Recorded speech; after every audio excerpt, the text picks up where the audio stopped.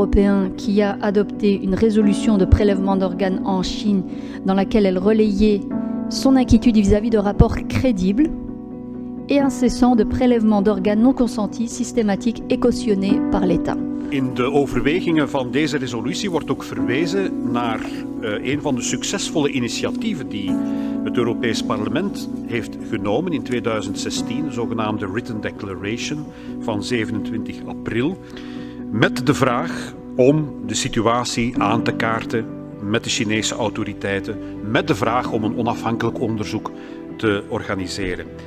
En die Written Declaration kreeg de steun van een meerderheid van de parlementsleden, 413 als ik het me goed herinner. En in zo'n geval wordt ze als resolutie ook overgemaakt aan de Europese Commissie, aan de Europese Raad. En dan vraag je je af, gebeurt daar dan iets mee? De Europese Commissie en de Europese Raad, ze zijn heel goed in het uiten van hun bezorgdheid daarna en het uiten van hun grote bezorgdheid en het uiten van hun uiterste bezorgdheid.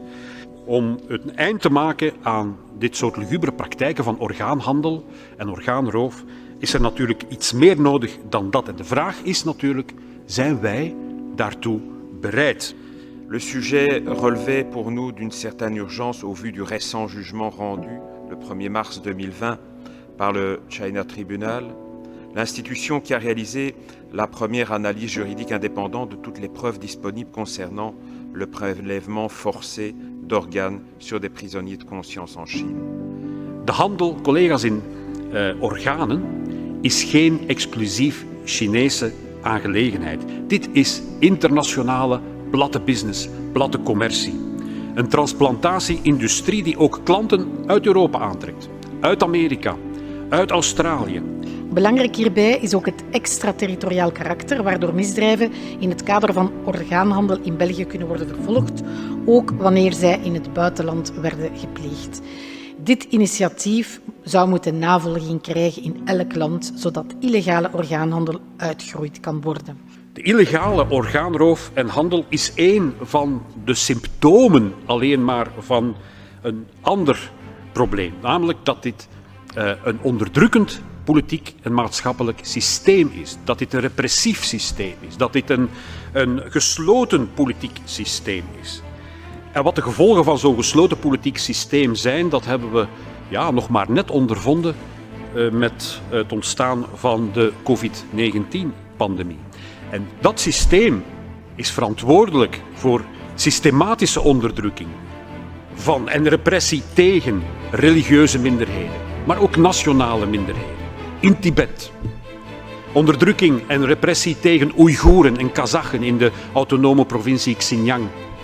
Tegen aanhangers van Falun Gong, maar ook tegen christenen en ga zo maar door.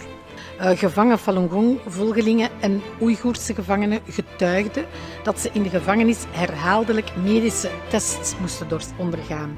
Het is totaal onaanvaardbaar dat mensen als het ware als een soort vee worden behandeld totdat hun orgaan nodig is. À la lecture du jugement du China Tribunal, il y a des raisons d'inquiétude quant à la pratique du prélèvement forcé d'organes.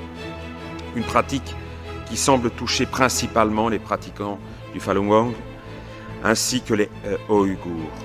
Dit is echt onaanvaardbaar. Het afstaan van één of meerdere organen is een gebaar dat getuigt van ultieme solidariteit tussen mensen, maar het moet ook onbaatzuchtig en gratis zijn en met de goedkeuring van de betrokkenen. Het fenomeen orgaanroof, waarbij organen worden verhandeld die onvrijwillig werden afgestaan, gaat volledig in tegen de voornoemde ethische regels. Helemaal verwerpelijk is wanneer mensen expliciet gedood worden om hen van hun organen te beroven. In China moeten we spijtig genoeg vaststellen dat bepaalde bevolkingsgroepen worden gedood omwille van politieke redenen en men hen tegelijkertijd van hun organen berooft. En het is onze plicht om daar vanuit alle hoeken hard tegenop te treden. En met vanuit alle hoeken bedoel ik op Europees vlak, maar zeker ook hier op federaal vlak en zelfs zeker ook vanuit de deelstaten. We moeten signalen blijven geven, krachtige signalen aan China, maar ook aan andere landen ter wereld, dat dat niet kan. Dat wij het niet eens zijn met onderdrukking van personen, van groepen, van minderheden, zoals vandaag de dag nog jammer genoeg gebeurt.